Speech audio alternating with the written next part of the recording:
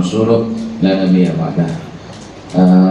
Tentunya yang saya hormati Ustaz Bambang ya, dan Ustaz Heri ya, sebagai Yayasan di DPC Keramat Jati, dan bapak-bapak, ibu-ibu sekalian yang dimuliakan Allah Subhanahu wa Ta'ala ya.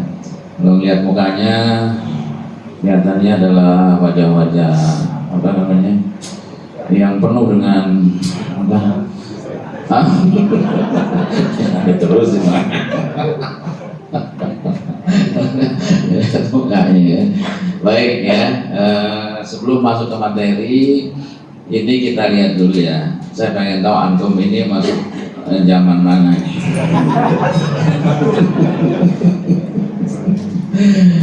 Oke, ada yang mengalami ini?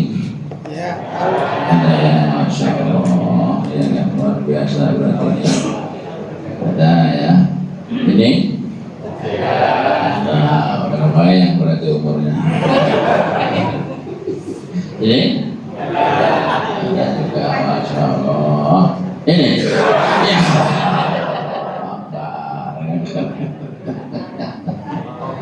Ini ada juga? Ya, yang karet begini masih ngalamin. Oh, ini main enggak? Yang berisik.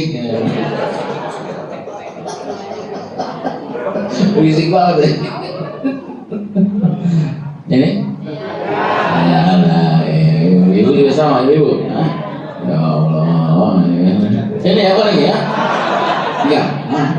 Ada kan? Coba ini. Aku cici juga ya mas. Bapak-bapak ya Allah, kebayang ya. Terbayang dari wajah antum. Ini? Enggak. Ini? Alamin. Ada. Ini? Ada. Ini siapa nih? Bagus. Walaupun jelek, bagus. Ya kan? Ini? Dunia alhamdulillah jam 9, ya kan? Berfungsi dalam energi. Ya, ada ya. Masya Allah. Ini aneh-aneh sekali. Episode malam tapi jam 9, ya kan? Ini apa aja? Malam ini kan? Masih bicara pendek sekolahnya, ya kan? Ya kayak sekarang ini ada ya, Masya Allah, ya kan?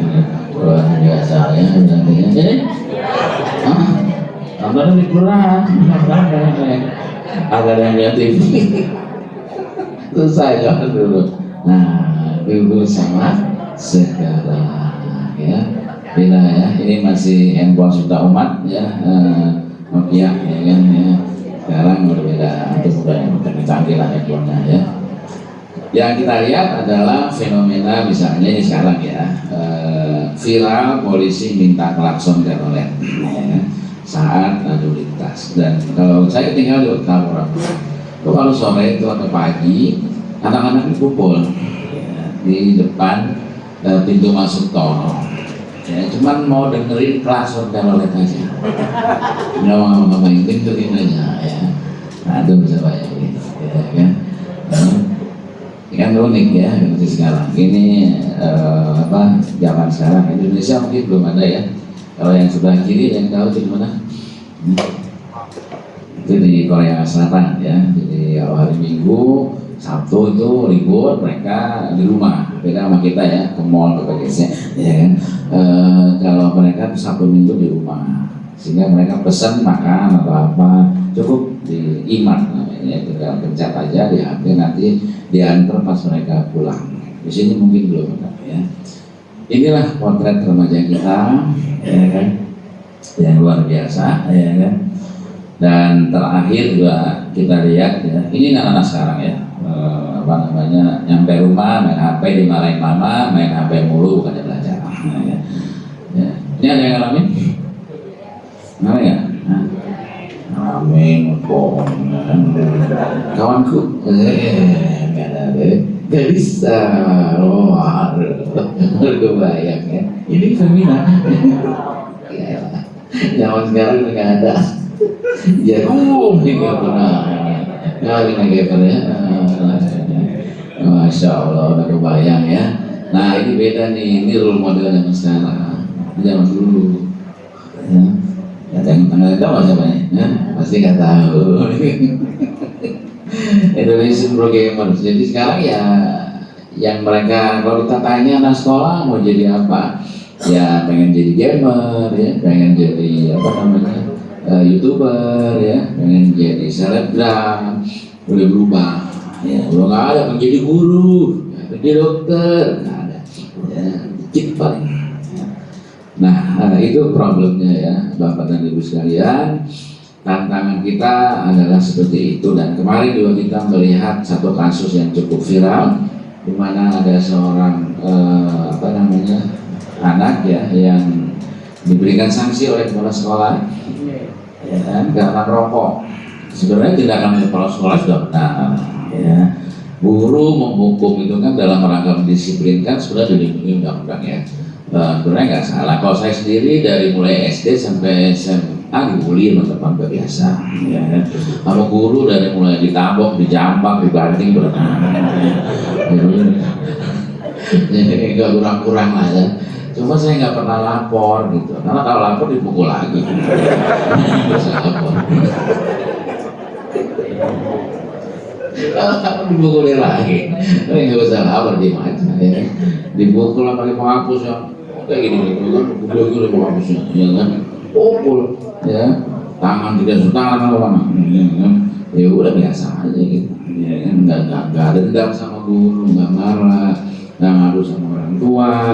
Dan hari ini yang terjadi adalah orang tuanya yang marah, ya. Orang tuanya yang marah, orang tuanya yang mengadukan ke polisi.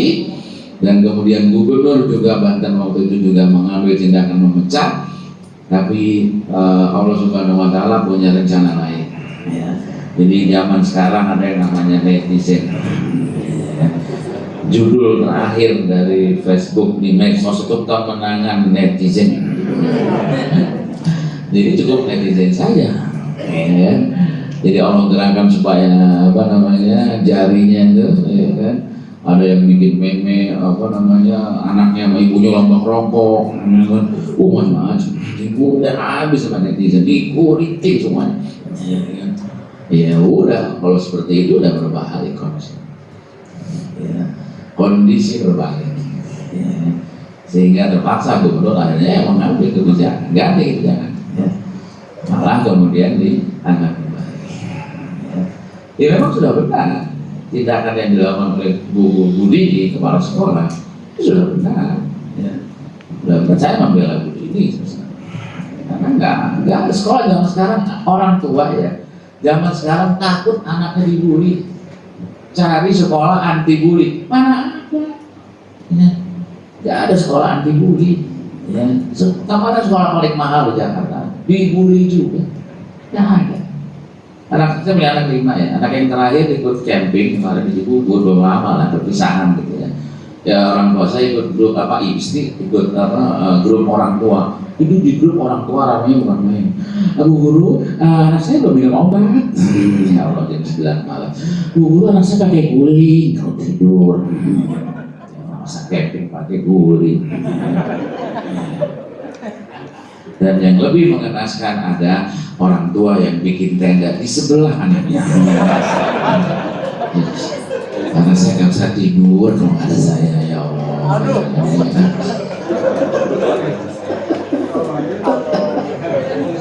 Jadi generasi strawberry, ya, ini generasi strawberry, ya, tidak akan lepas dari orang tua yang juga strawberry. Ya kan? Orang generasi yang strawberry akan dilahirkan ya orang tua juga strawberry. Ya. Itu hal yang tidak bisa dilupakan. Ya. Jadi jangan menyalahkan anaknya. Ya. Jangan menyalahkan anaknya. Nah Gen Z ya seperti itu ya yang akan antum hadapi nanti seperti itu. Dan nanti kita lihat ya. Kemarin belum lama saya ngajar di sebuah bank ya. Bank besar lah itu ya di Indonesia. Dia merekrut namanya itu Officer Development Program. Itu udah melalui seleksi yang sangat panjang ya. Gen Z. Pas bagian saya materinya manajemen stres. Saya tanya dulu, nih ya teman-teman sekarang sebelum kita belajar, saya punya angka nih 0 sampai 10 ya. Kalau kalian 10 kalian stres banget, ya kan? Tapi kalau 0, 2 kalian nggak stres ya. Apa yang bikin 8, ada yang bikin 9, ya kan? Saya tanya alasannya apa dong ya? 8 apa mungkin kematian orang tua atau apa bencana. Kamu kenapa bikin 8? Aku bingung fantasinya mau makan apa. Ya. Milih 8 bingung fantasinya mau makan apa. Ya. Terus kamu kenapa 9? Aku pakai blazer jadi gerah katanya. Stres. Ya kamu mau 7? AC-nya kedinginan. Nah, gitu. Ya. Generasi yang seperti itu disuruh rapat di DPW misalnya, di 9 malam, ya. Mana bisa?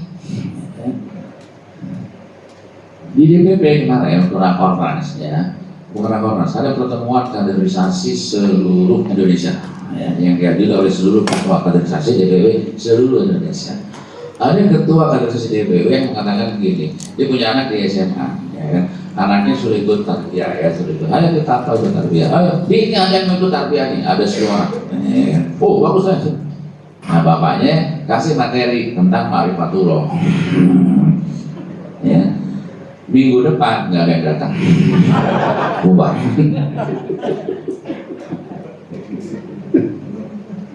Jadi beda ya. Nah, nanti kita bahas ya. Gimana mendekatinya, gimana caranya itu beda. Jangan disamakan dengan kita. Ya. Jangan disamakan dengan kita. Kemarin belum lama pada saat rakor kaderisasi juga ada yang mengatakan dari OLP ya. Dia mengatakan banyak dari OLPI kalau maksudnya yang sekolah apa namanya OI ya, kampus sama OLP ya. Terus ada yang baru diangkat menjadi anggota media minta mundur karena susah jadi anggota media. Saya jawab biasa aja katanya, nggak usah jadi media. Nah ini gengsi. Lalu kesalahannya di mana? Ya banyak kesalahan. Ya. Kesalahan yang paling dominan adalah mereka ini generasi yang akhir, tidak balik ya, tapi tidak akhir. Dalam Islam itu akhir dan balik harus bersamaan. Di usia berapa? Di usia 15 tahun paling telat. Akhir baliknya di usia itu. Misalnya contoh ya, Soekarno di umur ya 21 tahun sudah berbicara di depan parlemen Belanda. Hamka umur 19 tahun sudah merantau ke Mekah. Saudara-saudara kita yang mendeklarasikan Sumpah Pemuda umurnya 14 sampai 15. Sudirman umur 25 tahun jadi jenderal. Ya. Hari ini ada ketemukan. Ya. Ada susah. Ya. Hari ini anak Indonesia menurut BKKBN mereka balik ya di usia 9 dan akhirnya di umur 27 tahun. Jadi ada rentang waktu menunggu antara akhir dengan untuk capai akhirnya ini lama banget. Ya, sampai harus menunggu kurang lebih 18 tahun. Yang terjadi di sekarang 18 tahun ini kenakalan remaja segala macam. Ya. Dan mereka berpikirnya pintar, nggak mau yang susah-susah. Instan mereka, nggak ada seperti kita ya, generasi zaman jadul ini kan, generasi X ya kita ya, iya kan, atau X ini kan, nggak ada yang milenial. Coba siapa yang milenial itu, mereka yang lahir ya, itu sekitar tahun ya 90-an, ada nggak milenial? 1 orang, 2 orang milenial, sisanya kolonial.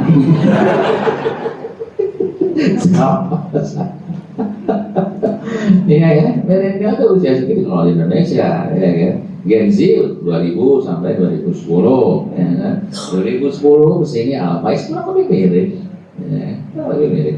Ya. Nah, yang nanti kita bahas adalah tentunya pendekatannya itu yang paling penting, ya. Yang paling penting ya.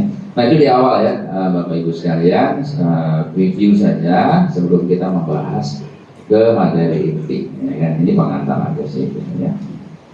Kita lanjut ya ke apa namanya, tadi udah dapat ya slide-nya ya, belum ya, nanti belakangan ada ya slide-nya ya. Jadi yang kita hadapi adalah khusus nanti Gen Z. Saya juga megang ya satu halakoh Gen Z juga satu ada. Ya. Ada 7 orang yang sudah berlangsung kurang lebih 4 tahun. Ya. Dan fine aja. Ya. Cuma satu online 4 tahun.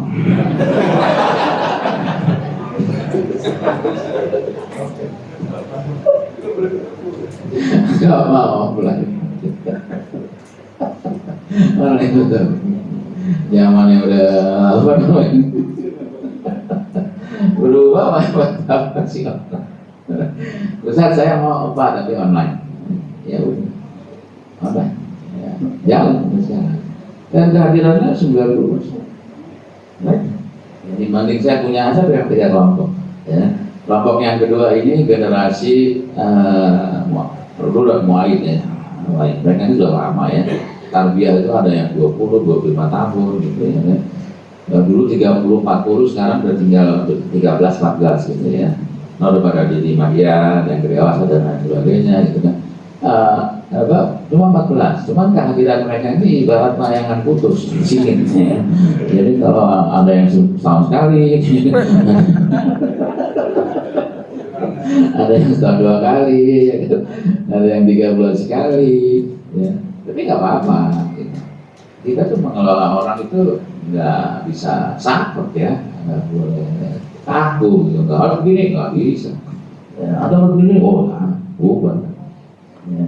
Mereka yang hadirnya seperti layangan sedikit ini ketika di swab stop. Kalau saya masalah itu gede, ada 3 juta, 2 juta kan lumayan ya. Jadi kita udah 5 juta 2 orang aja ya. Mereka loh ya kalau PKS nya luar biasa ya. Cuman kalau kehadiran upah yang ditanya ya, kehadirannya begitu, tapi nggak apa-apa ya. Nggak masalah juga. Tiap minggu ya warung dibuka, ibarat warung dibuka. Ya. Silakan yang datang ya ke. Ya nggak apa-apa. Ya, itu bagian dari sebuah proses. Ya. Bagian dari sebuah proses dulu. Ya. Tantangan kenapa jadi begitu? Banyak faktornya. Ya. Di antaranya ya serbuan dari digital ya, dunia digital yang lebih cepat 10 tahun dari dugaan di awal. Sehingga sekarang semua proses sudah dilakukan secara digital. Tauji mau nyari tauji siapa juga banyak. Ya, mereka sudah tergantikan dengan itu. Ya, jadi kita sebagai murabi tantangannya gimana supaya nggak kalah gitu sama ustadz-ustadz yang terkenal itu kan di YouTube, di TikTok dan lain sebagainya. Tantangan kita begitu. Gimana supaya mereka tetap dengan kita. Itu tantangannya ya. Itu ya Bapak Ibu sekalian, tentunya kalau kita melihat Al-Quran misalnya di dalam surat Luqman ya, sengaja saya review di awal surat Luqman ayat yang ke-17 ya, di sini Luqman mengatakan kembali kan diabadikan dalam Al-Quran ya. Jadi kalau kita lihat Luqman ini termasuk salah satu orang soleh yang diabadikan dalam Al-Quran.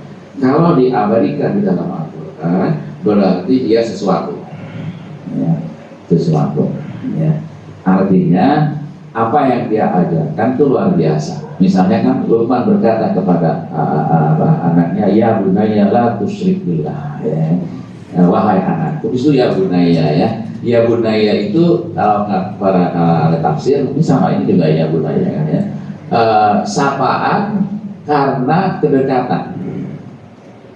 Ini ada hubungan dengan nanti kalau antum memilih Gen Z. Jadi yang paling pertama adalah lakukan seperti apa yang dilakukan Luqman. Ya. Nabi Yakub kepada Yusuf dialognya sama, ya bunayya. Ya. Yakub kepada Yusuf, Ibrahim kepada Ismail sama. Semua redaksinya menggunakan ya bunayya. Ya bunayya itu artinya sapaan kedekatan, ada bonding di sini. Ya. Maka sapaannya bukan ya waladi gitu ya, bukan wahai anakku, enggak ya, tapi ya bunayya. Dan nanti Ismail kepada Ibrahim ya abah. Sama antara Nabi Yusuf kepada Yakub juga sama, ya abah. Itu juga menunjukkan bonding. Ya. Jadi ada bonding di situ. Ya. Nah nanti kalau kita berhadapan dengan Gen Z, yang pertama kali adalah bondingnya itu yang lama. Jadi saya punya teman itu dia punya 5 halaqah Gen Z, 5. Ya. Dan ada yang sudah diberikan kelompok beberapa di antaranya. Syaratnya apa? Selama 6 bulan tidak ada materi. Nah, terus ngapain? Ya di kafe. Ya. Ngapain? Ngobrol. Ngobrol, nanti main pulsa dibawain makanan, entah Coca-Cola, kacang apa-apa. Itu namanya bonding. Itu selama 6 bulan. Nah baru setelah itu begini. Jadi jangan langsung disuruh ikut DPR gitu ya, jangan. Ya. Nanti belakangan kalau itu gitu ya kan. Nanti berubah itu, jangan. Ya. Jangan langsung masuk ke partai, jangan langsung masuk ke kegiatan. Ya, emang lama, tarbiyah itu lama, nggak bisa sebentar. Ya. Jangan instan, ya. Jangan mengharapkan dia pengen jadi kader inti di usia sekian, nggak mudah. Ya. Prosesnya dulu, bondingnya dulu. Ya. Kini soal apa sebelum apa tadi ratus sering bilang, ya, wahai anakku janganlah menyebutkan Allah. Ini yang sudah hilang, ya, dari pendidikan kita hari ini. Jadi hari ini kenapa Gen Z tadi jadi terlibat kenakalan remaja dan lain sebagainya, ya karena ada kesalahan di awal. Kesalahan di awal adalah pendidikan, ya. Kenapa remaja jadi rentan, jadi nggak bisa berhadapan dengan realitas, ya kan? Ada seorang hafiz 30 juz mendeklarasikan dirinya sebagai LGBT, itu ada. 30 juz dia hafal dan dia mengatakan saya LGBT. Kenapa bisa begitu? Karena ada miss satu. Ya. Miss yang paling dasar adalah diabaikannya pendidikan keimanan. Itu persoalan. Padahal Luqman mengatakan la tusyrik billah. Ya. Pendidikan keimanan absen. Yang didahulukan apa? Yang didahulukan adalah hal-hal terkait dengan adab, terkait dengan akhlak dan syariat dan lain sebagainya. Itu yang kesalahan kita. Sehingga ada kesan bahwa kita pengen buru-buru anak kita itu soleh dan soleh. Pengen buru-buru. Dalam pendidikan ada kaidah, tidak berlaku kaidah lebih cepat lebih baik. Ya. Sabar, ya. Taklif pembebanan itu nanti kalau udah balik. Ya. Kalau udah balik, coba anda kalau umroh lihat di Saudi, Palestina, ya kan? Mana ada yang anak pakai jilbab sebelum dia haid. Nanti kalau udah haid baru pakai jilbab. Syariah semua nanti. Yang utama adalah keimanan. Ya, makanya benar yang dibilang Luqman, la tusyrik billah. Jangan kau menyekutukan Allah. Guru TK hari ini kalau kita tes, coba itu bisa nggak bikin lagu yang misalnya mengarah kepada keimanan? Ujungnya akhlak lagi. Padahal sederhana. Misalnya, ya kan, cicak-cicak diri diam berayap, datang seekor nyamuk lalu ditangkap. Ya cicaknya diam aja, nyamuknya nyamperin. Itu namanya rezeki dari Allah ya sayang. Itu namanya pendidikan keimanan. Pelangi, alangkah indahmu, merah kuning hijau, biru siapa gerangan. Ya. Itu kan pendidikan keimanan. Ya. Harusnya itu. Ya. Supaya mereka punya bekal keimanan yang baik. Ini persoalan mendasar. Jadi makanya di sini dikatakan ya budaya aqimus wa'mur bil ma'ruf. Wahai anakku, dirikanlah sholat dan suruhlah mereka mengerjakan pekerjaan yang baik, cegah mereka dari perbuatan yang mungkar dan bersabar wasbir. Inna dzalika min azmil umur. Sesungguhnya demikian itu termasuk hal-hal yang diwajibkan oleh Allah. Jadi yang ingin diajarkan oleh Luqman kepada anaknya adalah life skill. Ya, ini life skill ya. Ini life skill. Nah, life skill, keterampilan hidup. Jadi gengsi itu supaya mereka struggle, mereka survive. Yang pertama harus diajarkan kepada mereka harus keterampilan hidup, karena mereka nggak bisa mengelola. Jangan jauh-jauh di Jakarta, uang jajannya itu harian. Begitu sekolahnya di ITB di Bandung, uang jajannya bulanan. Tidak bisa mengelola uang jajan bulanan. Minggu pertama makan di solarium. Maaf, 50.000 ya, 30.000. Minggu kedua sudah padang yang serba 10.000. Ya, dari paket mewah. Ya. Yang minggu ketiga udah makan Indomie. Minggu keempat uangnya habis, tinggal minum rokok. Oke, sekarang ini ngomong persen ITB. Nggak bisa mengelola uang. Problem yang kedua adalah di ITB sama di UI adalah keterlambatan. Karena gengsi ini adalah mereka yang generasi yang gagal mengelola uang. Gagal mengelola. Sampai-sampai di usia wala itu ada kedua jurusan program studi yang membuat aturan bagaimana cara mandi yang baik buat mahasiswa. Karena mahasiswa ketika bimbingan badannya bau-bau, kan yang mandi. Bukan nggak tahu cara mandi yang baik, tahu kalau mandi telat. Ini kan dosa. Ini dosa. Ya. Nah itu loh. Itu keras 5 menit ya. 4 kali terlambat drop out. Sehingga angkanya tinggi 24% per tahun. Ya. Karena keterlambatan. Itu kan rahasia.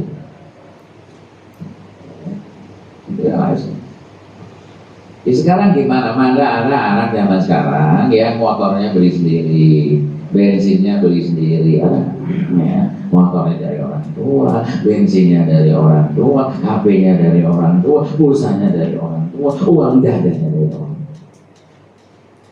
Ciri akil adalah mandiri. Itu ciri akil. Sekarang nggak bisa mandiri. Jadi oleh karena itu peran antum sebagai calon murabbi mentor ya adalah mendampingi mereka, ya, mendampingi mereka, mengawal mereka sampai mereka dewasa. Karena mereka belum dewasa. Ya. Kalau di sini ada anak dewasa, ya udah dewasa.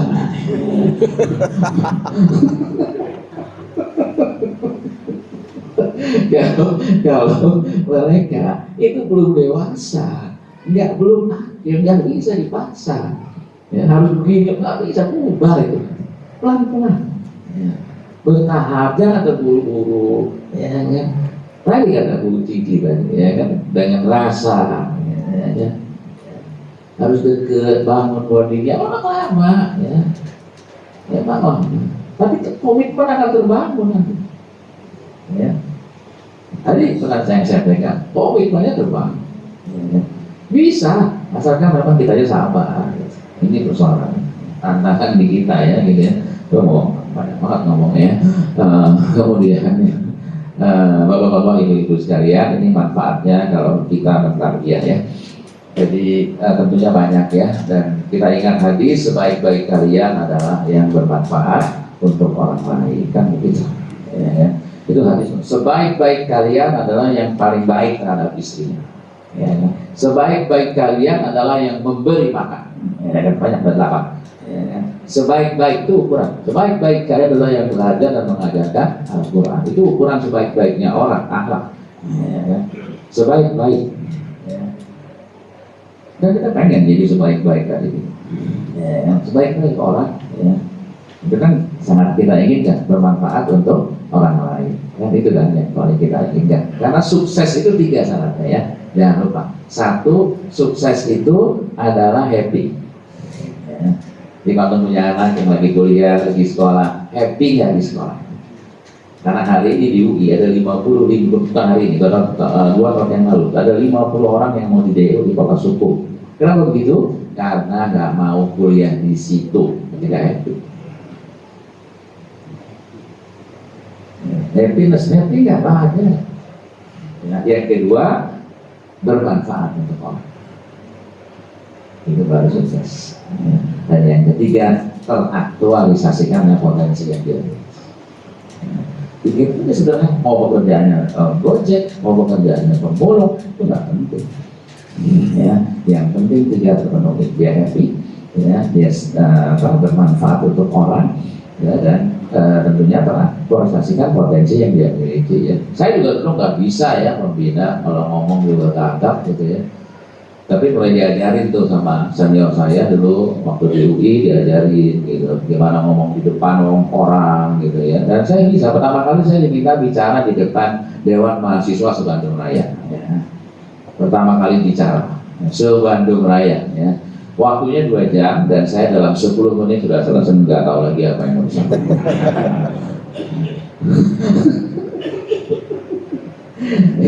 Jadi apa namanya, proses ya menjadi pembimbing, menjadi murabi ya proses lah gitu ya.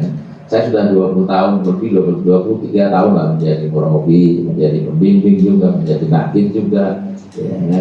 Ya artinya ya suka duka lah ya, apa namanya, ada binaan saya yang menjadi profesor dan ya, saya sendiri dokter Agus ya. Dokter aja belum, dia jadi profesor. Ya.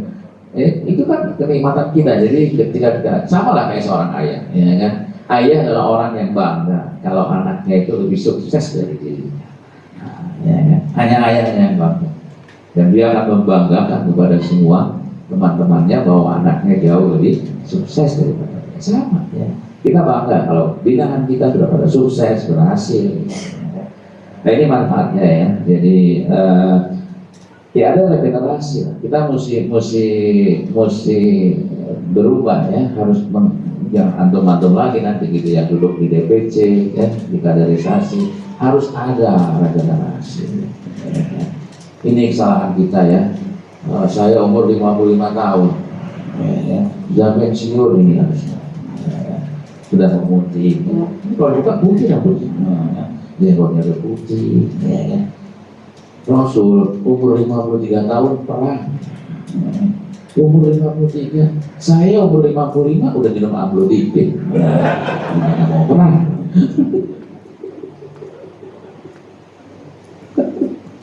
Rasul perang umur 53 tahun, itu umur 53 udah begini, umur 55 saya.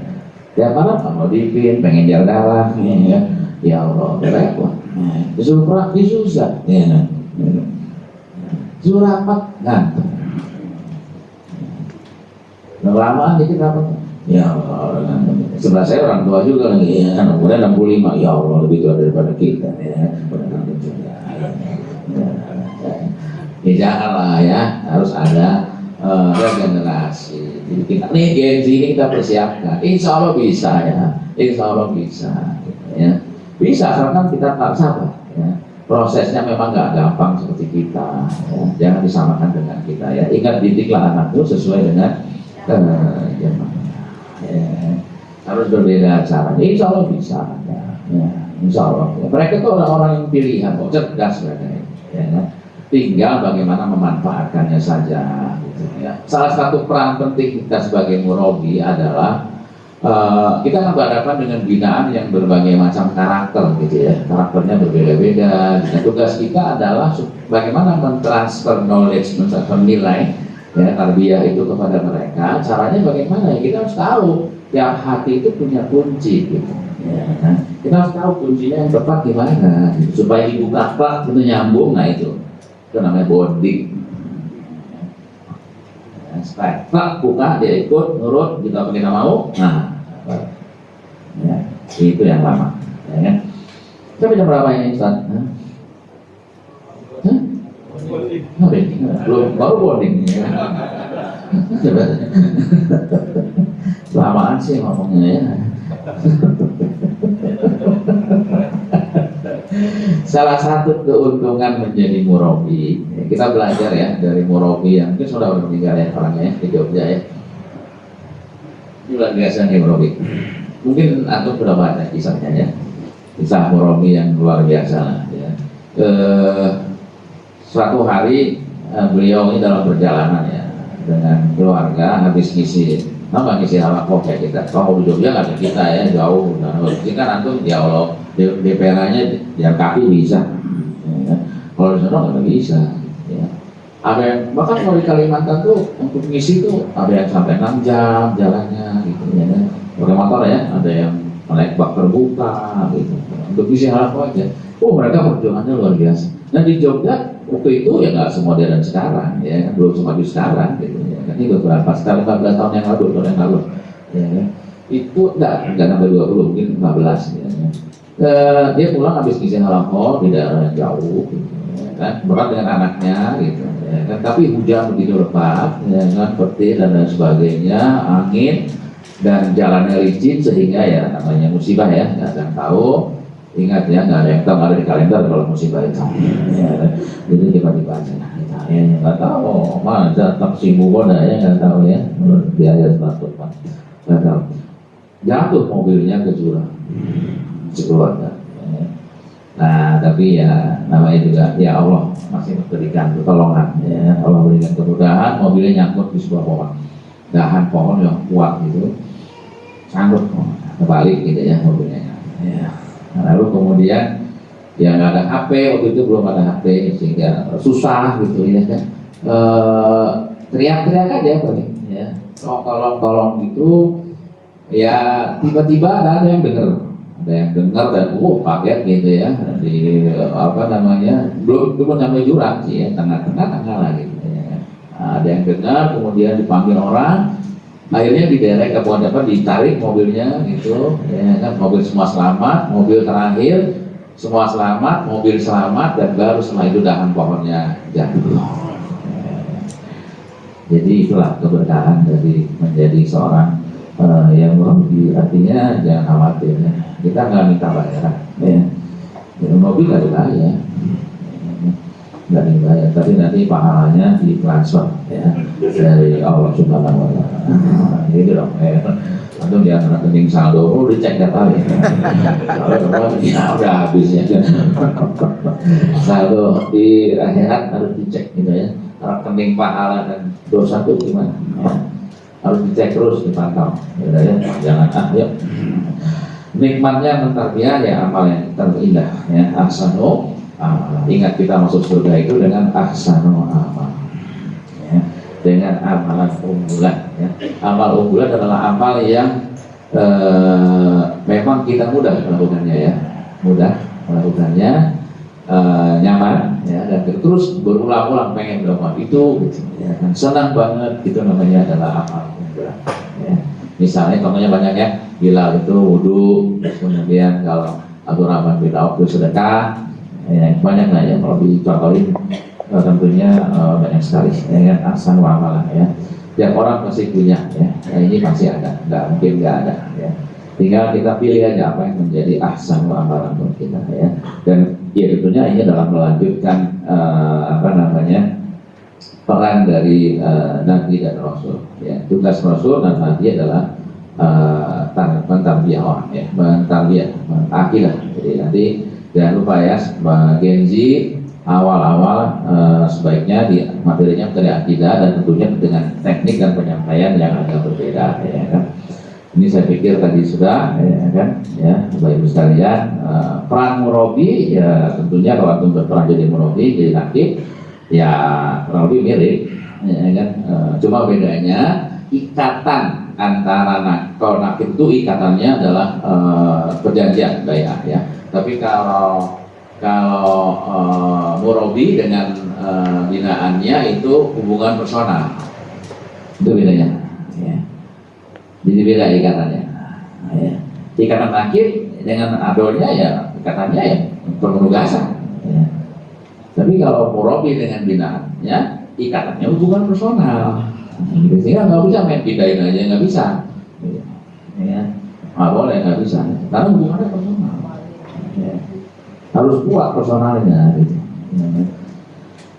ya. Sama perannya ya, sebagai pemimpin, sebagai pengajar, pembimbing ya kan, bergaul ya. Kalau di Mesir itu ya, itu murabi itu sebelum ngajar itu mereka mempersiapkan tuh paling sedikit 6 jam baca buku ya. Soalnya mereka itu binaannya nggak banyak gitu. Paling 2-3 halaman saja. Supaya apa? Supaya fokus ya. 2 halaman itu udah berat ya. saya pegang 3 ya. 3 itu udah dikenal. Ya, terus rapat, struktur. Ya. Upah saya udah berapa tuh? Ya, udah 5 malam. Sebenarnya banyak waktunya. Ya, tapi nggak apa-apa, dinikmati aja gitu. Ya, kan? Tadi kalau saya punya binaan banyak, dipindahin agak upah lagi, ya, kan? Dipindahin nggak ikut ngaji, ya, kan? Repot ya. Jadi intinya adalah kita menjadi orang-orang yang robbani, ya kan? Orang-orang yang robbani, yaitu orang-orang yang mengajarkan Al-Quran. Ya, kan? Baik-baik kalian adalah yang mempelajari dan mengajarkan Al-Quran. Kita mentarbiyah itu kan Quran ya. Tetap pedomannya Al-Quran, tinggal teknisnya saja, penyampaiannya saja itu yang perlu disesuaikan. Oleh itu doang sih. Ya. Di teknis penyampaiannya. Ya, tapi justru kuncinya di situ, gitu kalau Gen Z. Ya. Ini sudah saya jelaskan tadi, ya, Bapak Ibu sekalian. Lalu yang paling penting adalah supaya kita lebih termotivasi, barangkali ada baiknya kalau kita mencoba merenungkan sedikit ya pesan yang disampaikan oleh Stephen Covey. Ya. Ada yang tahu? Orang Balai Hamba, jalannya di sebelah sini, ya. Buka stand sebelah. Stephen Covey penulis buku Seven Habits udah meninggal ya, di Amerika. Punya anak 9 ya. Anaknya 9, cucunya 36. Istrinya 1 ibu tidak tahu. Ibu satu. Ya. Dirobatkan sebagai ayah teladan Amerika. Ya. Bukan Bill Cosby ya, kalau Bill Cosby itu predator anak. Ini jangan salah ya. Namanya Stephen Covey. Sudah meninggal. Ayah teladan ya berarti ya orang yang luar biasa. Ya. Kalau dijelasin panjang ya. Jadi dia itu punya kalau harus ke seluruh dunia itu tiap tahun harus 52 negara dia kunjungi setahun. Tetapi yang tidak pernah dia lupakan selama setahun itu dia harus nonton anak laki-lakinya main bola. Harus nonton. Ya. Namanya bonding ya. Bonding itu kayak gitu, nonton. Sama kayak teman saya tadi itu kan punya 5 binaan Gen Z, dia nonton bola, nonton aja deh. Ya, itu bonding. Ya. Nonton. Mulai di Indonesia dia bilang, Pak saya mau pulang dulu ke Amerika, nanti saya bayar ongkosnya nggak usah panitia lah, karena minggu saya nonton anak saya pulang sebaik lagi pada waktu itu. Dan dia punya waktu dengan anaknya masing-masing 1 jam per hari, sehingga kalau 9 anak 9 jam. Ketika anak perempuan yang ngomong ke dia, gitu ya, Pak saya pengen nonton nih. Oh boleh nonton apa? Star Wars. Oh panjang ya 3 jam. Udah ditemenin, ya kan. Ngobrol. Ketika ngobrol anaknya ngomong, Pak tadi di kelas ada yang naksir aku, Pak cowok paling ganteng Pak dia sudah kita ya kan. Buat Bapak gimana? Oh kita kan apa ya? Dosa. Saya tinggal gitu. Emang di kelas kamu gak ada yang pacaran? Ada Pak, namanya Angel. Angel tuh ranking 1. Habis pacaran ranking gitu jauh Pak, jadi jelek. Ngobrol. Sampai anak ibu bilang, kamu gak pacaran ini? Nah itu penting tuh. Terus sampai rumahnya, sampai dianterin sampai kamarnya, lampunya dia jadi berdoa depan kepada langit, Tuhan jadi karena anak saya anaknya baik. Nah itu namanya emosional. Jadi bagaimana membangun kedekatan? Jadi kalau anak kita akan nurut, barangkali bondingnya kurang. Ya, karena Yakub, Yusuf, dia bunanya, dia itu bonding, emotional bonding redaksi berkata oleh tafsir yang bunanya jadi adalah adanya emotional. Nah pesan Stephen Covey banyak lebar, begin with the end in mind. Kita mulai dari yang akhir. Artinya apa? Nanti kalau kita wafat, kita mau dikenang sebagai orang yang bagaimana? Setelah tes semua kita akan wafatnya. Ya. Suatu saat nanti kita akan wafat. Ya. Cuma kita nggak tahu. Ya. Kita akan dikenang seperti apa? Tetangga kita, saudara kita, Apakah semua orang akan teriak kurir dia mati senang dia? Kan enggak itu. Kita ingin karang bunga yang berjejer, orang bersedih kehilangan. Ya. Contohnya siapa? Contohnya ya enggak melompat. Ada yang tahu siapa? Itu ada akhir di situ. Kita ini gubernur Jawa Barat. Ya. Ada Bupati Sumedang di situ ya, potong terangnya ya pada saat dia wafat. Ada SBY dan almarhumah Ikhwani diberi. Ya. Siapa dia? Ini namanya EN Supresi. Sudah meninggal ya. Lama sudah 10 tahun yang lalu meninggal. Dia menderita lumpuh. Dia orang Ikip Bandung kalau nggak salah. Ya. Meninggal ya kan, lumpuh ya, nggak bisa ngapain, cuma bisa ngomong aja. Semuanya lumpuh. Berapa lama lumpuhnya? Nggak lama, cuma 30 tahun. Apa yang dilakukan begitu? Yang dia lakukan selama 30 tahun, dia mengajarkan orang kebaikan. Dia menerima murid-muridnya itu kecil, anak belajar itu gratis, nggak ada. Ya. Dia ngajari semua 30 tahun sehingga masuk PKN di segala macam SBY ada apa ya, dan dia meninggal di hari Jumat sore ya. Dan siapa yang meninggal di hari Jumat ya habis kuat ya, insya Allah dia husnul khotimah ya. Sehingga siapa yang mengangkut kerandanya? Ini gubernur ya. Dia nggak berpikir kalau dia meninggal nanti kerandanya akan digotong oleh seorang gubernur dan seorang bupati. Nggak berpikir seperti itu, nggak terpikir sejauh itu. Tetapi Allah yang menggerakkan. Dari mana? Dari keikhlasan. Ya. Dari keikhlasan. Itu yang perlu kita lakukan. Ya. Jadi, ya memang jadi murabi ya dari lain. Semuanya harus berawal dari ikhlas ya. Ikhlas itu harus seperti surat Al-Ikhlas yang gak ada kata ikhlas. Qul huwallahu ahad Allahu samad lam yalid wa lam yulad wa lam yakul lahu kufuwan ahad. Gak ada kata ikhlas. Itu yang paling dasar bisa kita ya kan? Kita mau dikenang bagaimana sih ya, setelah kita wafat. Contoh yang kedua banyaknya karena waktu ya. Ada yang kenal ini ya. Ini lebih sederhana lagi orangnya dari PKS namanya Mbak Sadiman ya.